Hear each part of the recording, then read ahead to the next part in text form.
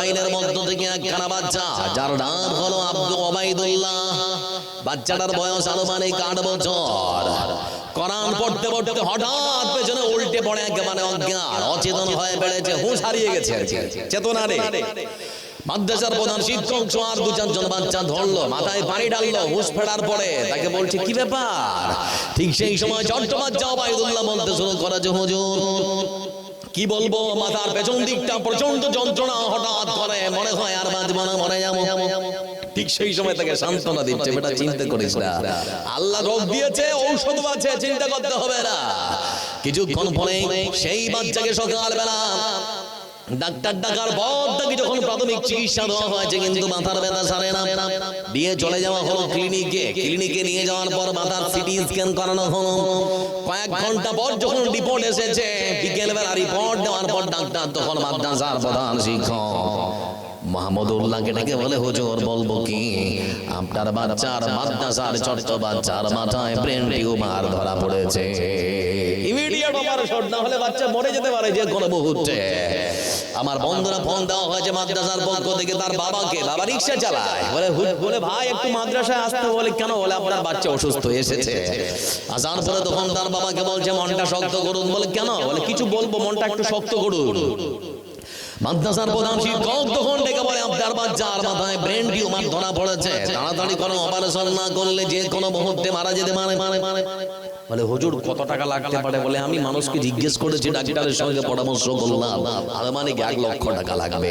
বলে ভালো চিকিৎসা কোথায় পাওয়া যাবে, বলে ঢাকার, আমাদের রাজধানী ঢাকার সদর কাকরাইল জেলা হাসপাতাল বলে একখানা হাসপাতাল আছে, যে হাসপাতালের প্রধান সার্জন হচ্ছেন ডাক্তার মাহফুজুর রহমান।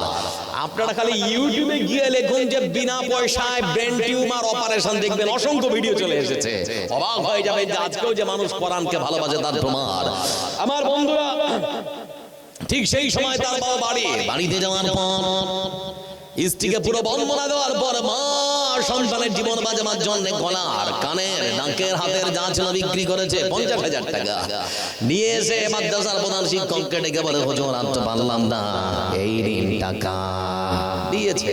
তো ওই টাকা নিয়ে এবার আর কিছু টাকা এদিক ওদিক জোগাড় করে আনুমানিক 60,000 টাকা দিয়ে ছুটলো তারা এবার মানে বাংলাদেশের রাজধানী ঢাকার সদর কাকরাইল জেলা হাসপাতালের প্রধান সার্জন ডাক্তার মাহফুজুর রহমানের সঙ্গে সাক্ষাৎ করার জন্য।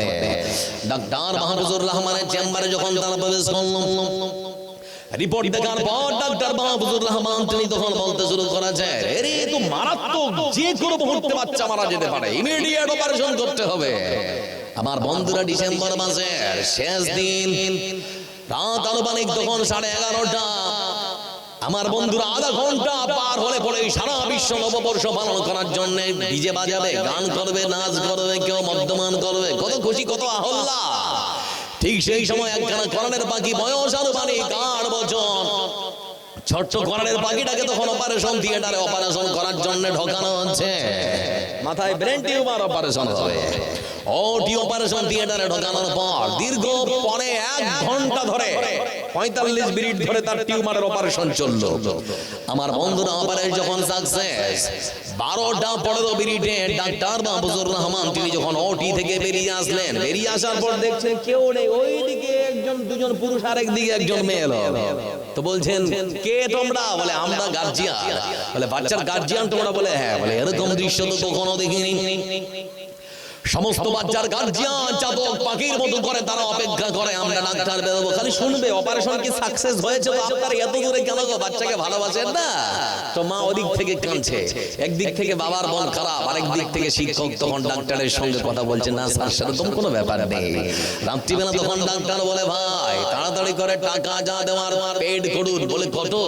বলে আমি শুনেছিলাম আপনারা প্রত্যন্ত গ্রামাঞ্চল থেকে এসেছেন, অনুরোধ করেছিলেন, বলে আপনাদের জন্য কিছু কম, 1 লাখ টাকার কমে অপারেশন করি না, তো আপনাদের জন্য 20,000 মাইনাস, আপনাদের জন্য 80,000 টাকা। আমার বন্ধুরা 80,000 টাকার ঘোষণা দেওয়া হলো ডাক্তারের পক্ষ থেকে, তো 60,000 হচ্ছে, আর 20,000 নেই। প্রধান শিক্ষক তখন ডেকে বলে স্যার আর কি 20,000 টাকা আমাদের জন্য মাফ করা যায় না? বলে এটাই তো গ্রামের মানুষের একটা কেমন কমজোরি। বলছেন কি ভাই 20,000 টাকা কমালাম, তারপরে আরো 20,000 না হবে না? ডাক্তার মাহফুজুর রহমানের হাত ধরে দিই মাদ্রাসার প্রধান শিক্ষক মাহফুজুর রহমান, ডাক্তার মাহফুজুর রহমানের হাত ধরে মাদ্রাসার প্রধান শিক্ষক তখন থেকে বলে, স্যার এতদিন ধরে আপনি অনেক মানুষের অপারেশন করেছেন, কিন্তু গত রাত্রে আমার আজকের রাত্রে যে অপারেশন আপনি করলেন, আপনি কি জানেন এই বাচ্চা হলো এক আশ্চর্য ধরনের বাচ্চা, সাধারণ বাচ্চা নয়। বলে আশ্চর্য বাচ্চা মানে? বলে আশ্চর্য বাচ্চা হচ্ছে এই জন্যই যে এই বাচ্চাটা আমার মাদ্রাসায় লেখাপড়া করে, মাদ্রাসার প্রধান শিক্ষক হলাম আমি মাদ্রাসার প্রধান শিক্ষক। বাচ্চাকে আশ্চর্য বলছি এই জন্য যে আল্লাহর কোরআনে কারীমকে এই বাচ্চাটা পুরো 6 মাসে তার মেমোরিতে তার মগজে সুন্দর করে সংরক্ষণ করতে পেরেছে। পুরো 6 মাসে মুখস্থ করে ফেলেছে আল্লাহর কোরআনটাকে। আমার বন্ধুরা পুরো 6 মাসে হিফজ করেছে, সেজন্য বলছি আশ্চর্য বাচ্চা। স্যার আপনি কি জানেন তার বয়স কত? বলে না, তার বয়স হলো মাত্র 8 বছর। 8 বছরের বাচ্চা 6 মাসে পুরো কোরআন হিফজ করেছে, তাহলে আশ্চর্য নয়? বলে আপনি কি সত্যি বলছেন? বলে হ্যাঁ সত্যি বলছি। বলে তা এখন আর 20,000 টাকা আপনারা সত্য না মিথ্যা বলছেন আমি কালকে শুনবো। পরের দিন আনুমানিক 10টার সময় বাচ্চাকে যখন পাশের বেডে দেওয়া হয়েছে, হোশ যখন ফিরে এসে ডাক্তার তার কাছে বসে তখন ডেকে বলে, বেটা তোমার নাম? বলে আমার নাম হলো ওবাইদুল্লাহ, বয়স 8 বছর। তুমি কি কোরআনের হাফিজ? বলে হ্যাঁ আমি কোরআনের হাফিজ। কয় মাসে কোরআনে হিফজ করেছো? বলে 6 মাসে। ছোট্ট বাচ্চাকে তখন ডেকে বলে, ও বেটা তাহলে কি তুমি আমাকে কোরআনে কারীম থেকে ছোট্ট কোনো একখানা সূরা শোনাতে পারো? ছোট্ট কোরআনের বাকিটা তখন কোরআনে কারীম থেকে সূরাতুল জিলজাল পাঠ করতে শুরু করেছে। সুনজিলাতিল আরযু জিলজালাহা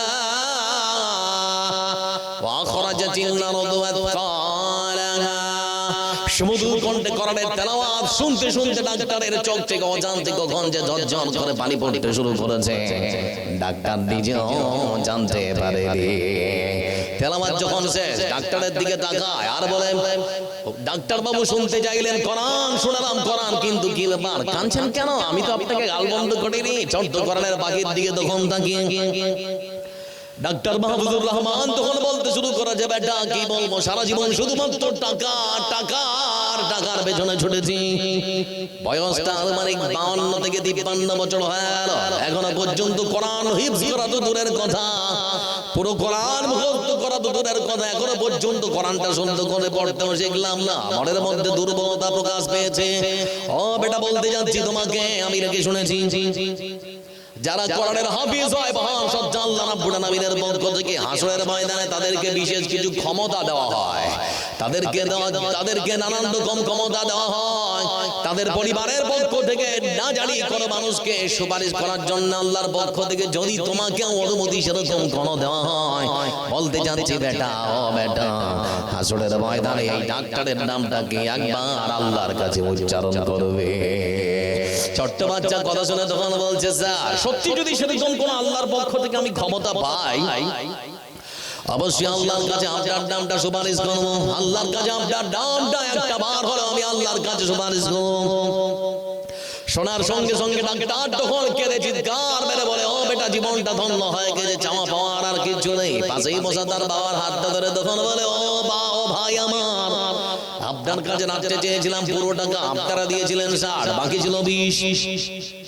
বলতে চাচ্ছি আমি ডাক্তার মাহফুজুর রহমান 20,000 টাকা রাখবে না, 20,000 টাকা নয়, যে 60,000 টাকা দিয়েছেন সেটাও ফেরত দেওয়া হবে, 20 টাকাও দিতে হবে না। আমি ডাক্তার মাহফুজুর রহমান আজকের এই ছোট্ট কোরআনের বাকিটার জন্য অপারেশন বিনা পয়সায় করে দিলাম। ভাবা যায় আজকেও মানুষ কোরআনকে ভালোবাসে, বাসে না বাসে না? হ্যাঁ না বলে না, বাসে না বাসে না? বাসে। আমার বন্ধুরা দাওয়ারে হাদিসের বছর যখন মাথায় পাগড়ি পড়ালো, 40-42 জন যুবক আমরা একজন আরেকজনকে ধরে কাঁদছি। মানে আমরা বুঝতে পারছি যে মাদ্রাসায় এতদিন ধরে থাকলাম, এখান থেকে এবার আমাদেরকে বিদায় দেওয়া হবে, আর টাকা হবে না। আপনার মেয়েটাকে যখন আপনি বিদায় দিচ্ছেন, শ্বশুর বাড়িতে চলে যাচ্ছে, সে মেয়েটা ভাবছে যে 18-20 বছর ধরে বাবার বাড়িতে থাকলাম, এখানে আমার থাকা আর হবে না, শ্বশুর বাড়িতে যেতে হবে। আবেগে তখন কান্না আসছে, মাও কাঁদছে, বাবু কাঁদছে, মেয়েও কাঁদছে, কিন্তু সেই মেয়েটাকে তো চিরদিনের জন্য বিদায় দিচ্ছে না, আবার ফিরে আসবে। আমি দাওরা হাদিসের বছর